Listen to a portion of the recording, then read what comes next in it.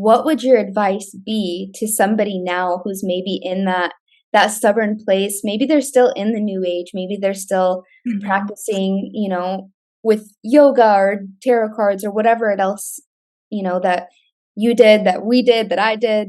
Yeah. What would be your advice to them, or maybe to somebody who's been considering giving their life to God, or maybe that person that's, you know, about to get baptized, but they're in that year and a half phase like you were Mhm. in. What would you tell that person if you could go back and say anything to yourself then? You have nothing left to lose. I Mm, feel like that's the first thing that I would think of. I often think that if you've had a testimony where you've experienced so much chaos in it, right? Um, you would think that because you've experienced all that, you are not going to want to find the good. But I feel like if you've already been in a place where you're just so broken, you literally have nothing else to lose. Like if you've exhausted all points, that's kind of at where I was at.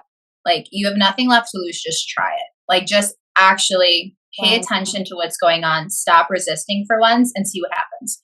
Because I feel like I would challenge that question to anybody.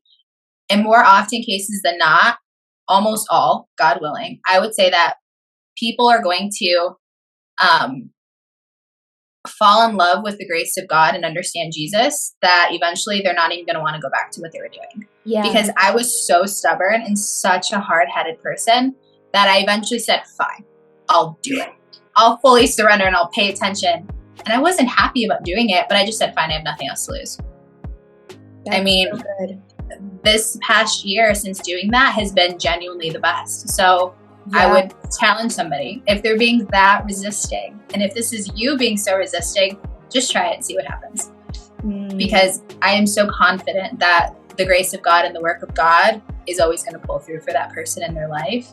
Um, that I would be so bold as to challenge somebody to that. Amen. And the next thing you know, Mhm. 5 years have gone by and you're living your best life with the Lord, and Amen. there's no desire to go back.